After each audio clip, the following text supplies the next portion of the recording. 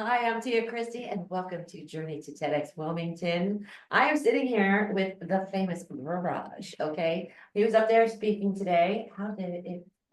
It felt amazing. It was great to tell so many people about, an issue that's not really heard that much.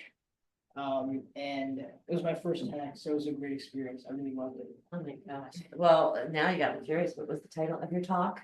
It was how young speakers and young advocates can transform the rare disease community, and it's how they are transforming the rare disease community. Okay, rare disease. Rare diseases, yes. Okay. Yeah. Okay, so now you opened up the gate. Everybody's wondering, how old are you? Are we allowed to ask that? Like, Of course. I don't want to. Yeah, but- I actually just recently turned 18. Okay, Yeah, I was gonna say, because I know you're a young speaker. but, Yeah. You know, yeah. okay. I think I look way younger than 18, but. You do, but hey, it's not a bad thing, right? Yeah. You know, but no, that's awesome. So that's pretty, big deal.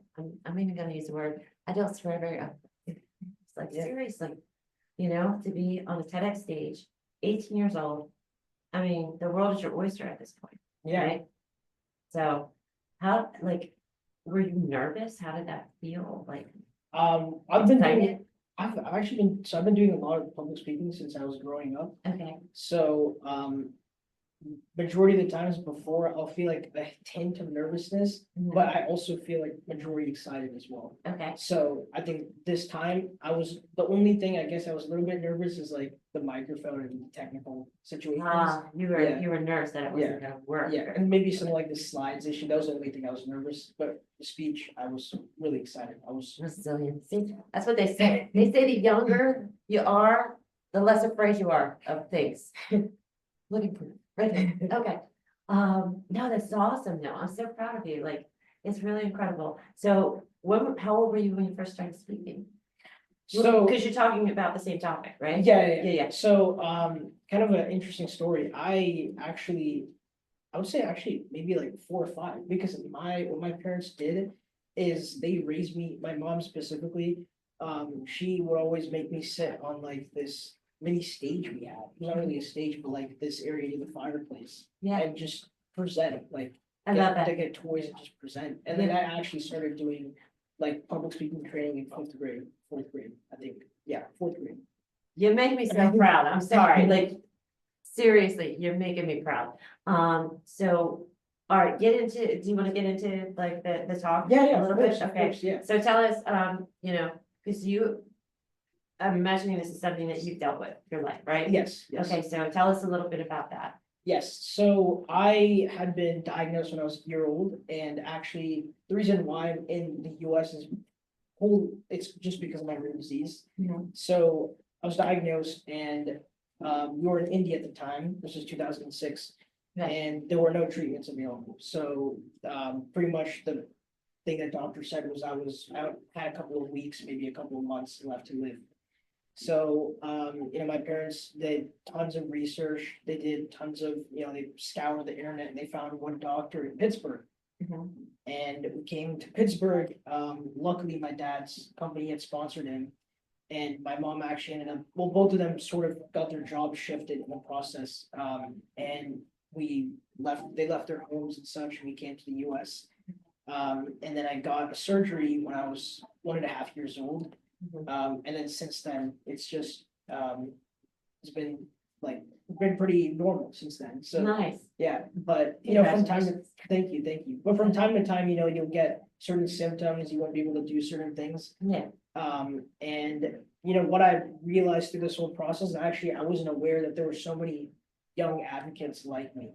But there's actually a whole network of young advocates, even in the US and in the world even. There's so many people that have this, and there's so many people that. Well, do you want to share what it is? But you have, or you're just saying, Oh, no, I'm just the saying, like, disease, generally, yeah, Okay. generally, there's so many people around the world who are young, who, not only are diagnosed, but take the initiative to advocate for themselves. right, And there's actually an organization here in the US called the Every Life Foundation.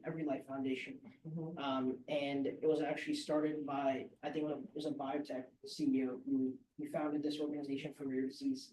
And they have a whole youth arm. There's so many youth like around the US. And I was really not aware that I was actually, majority of the time, I thought I was the only one going through what I was experiencing. Mhm. But when you start to see networks like this, you start to see that there's so many people you can relate to. And when you get together, you can make such a loud voice and a collective voice, yeah. So important. You know, I think things are much easier to handle too, when you realize you're not the only one. You Yeah. know, things are really heavy when you feel like you're the only one. 100%, yes. Yeah, so I'm super proud of you, and I'm so happy that you're out there sharing your story, because you're helping so many other people. Yes, that's the goal, yeah. I love that. All right, so what's next? I mean.